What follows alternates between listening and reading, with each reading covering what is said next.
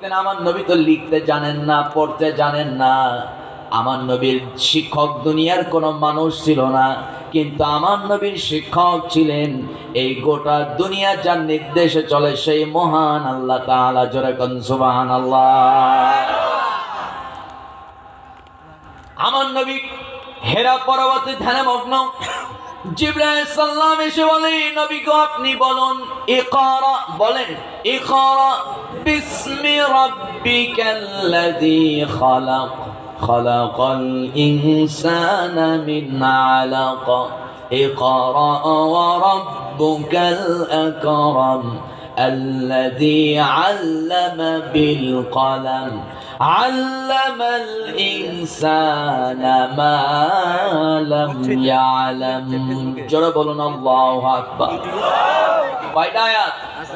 5 আয়াত। সবাই জিমায় গেছেন? কয়টা আয়াত? 5 আয়াত। সর্বপ্রথম নবীর উপরে 5টি আয়াত নাজিল হলো। এই 5 আয়াত নাজিল যখন হলো, নবীকে বলা হলো, হে নবী আপনি বলুন, ইকরা, পড়ুন। আমার নবী বলে, আমি তো পড়তে জানি না। কারণ নবীর কোন শিক্ষক দুনিয়ার কোন মানুষ ছিল না। আমার শিক্ষক যদি এখানে আসে তাহলে সম্মান করা লাগবে কি লাগবে না? আমি আলোচনার সূচনায় অবশ্যই বলবো যে এখানে উপস্থিত আমার মাথার তাজ, যার পায়ের জুতার ধুলাবালির সমান যোগ্যতা আমার নাই, একটু পাম্পট্টি দেওয়া লাগবে কিনা? কম কথা কয় না? লাগবে কিনা? কারণ উনি তো আমার উস্তাদ। শুধু পাম না, এটাই তো বাস্তব, সত্যিই তো তাই। উস্তাদ হচ্ছে মাথার তাজ। কিসের তাজ? মাথার তাজ। উস্তাদকে সম্মান করতে হবে। তো নবীর উস্তাদ যদি দুনিয়ার কোন মানুষ হয়, নবী তো শ্রেষ্ঠ মানব। শ্রেষ্ঠ মানব আরেকজন মানবকে কি কখনো সম্মান করতে পারে?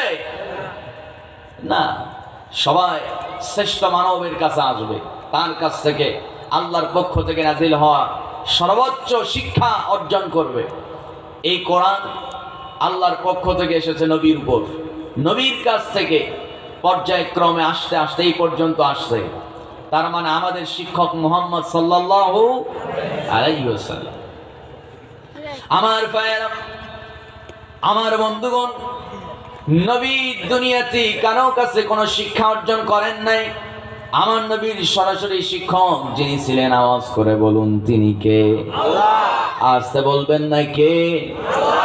আমার ভাইয়েরা, মহান রব্বুল আলামিন দুনিয়ার तमाम মানুষকে উদ্দেশ্য করে বলেন, ও দুনিয়াবাসী শোনো, আমি তো এই গোটা দুনিয়ার জন্য রব, গোটা দুনিয়ার সৃষ্টিকর্তা আমি। সবাই বলেন আল্লাহ।